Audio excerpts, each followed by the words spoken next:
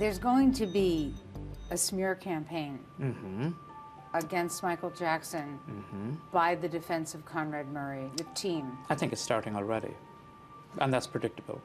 One of the reasons I'm making this interview now in New York is the fact that I think Michael's legacy is tainted, and somebody that was a friend, I feel very saddened to think that nobody really knew the Michael Jackson that I knew. The fact that all kinds of evidence is going to be put forward to say that he was a drug addict as a physician and his only attending physician when he lived in Ireland for all those months, you did not get approached by Michael for any kind of narcotics. Absolutely not.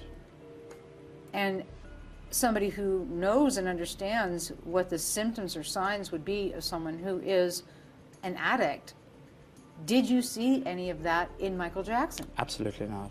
I can only talk about the period that I knew him in Ireland, and certainly during that period, he never asked me for any sort of controlled substances.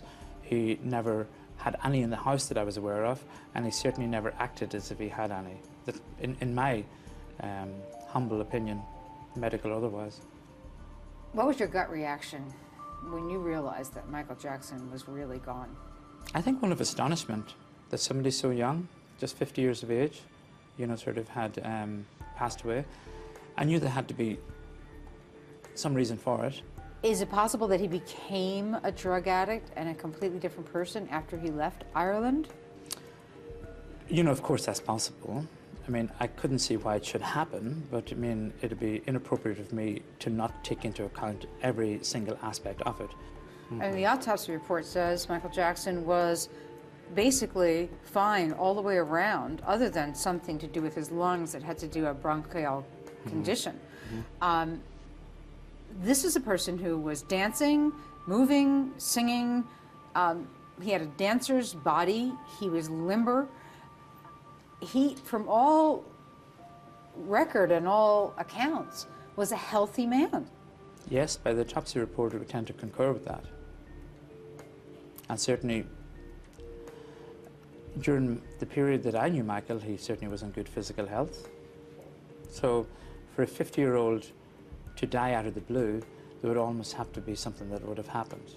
The fact that he had sort of been killed by a drug, in a way, made sense to me. I knew he was in good enough health, he wasn't going to die of a heart attack out of the blue. The inconsistency of calling 911, the idea that there are a number of minutes that passed between the time that Michael Jackson was observed not breathing, according to Conrad Murray's own mouth, to the time the paramedics were actually called. There's a lot of time that elapsed there.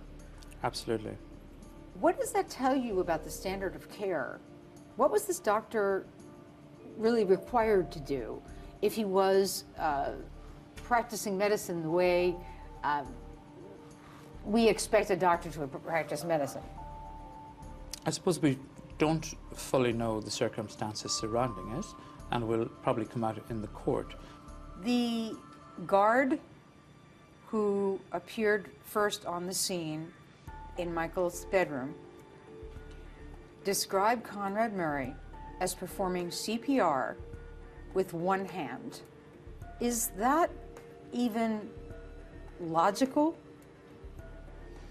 Again, I wasn't there when sort of Dr. Murray was in the room trying to perform CPR, but normally you would need two hands to do it, and we know from the autopsy report that at some stage somebody did do proper CPR because he had a fractured sternum and at least 3 other rib fractures. If the evidence is true, then it would seem to me to be a little unusual for cardiologists to perform cardiopulmonary resuscitation in that manner. So I'm sure we should prepare ourselves for rocky waters ahead. He's going to be Paco Jacko, the drug freak, and you know, there's a lot of people that's going to believe that.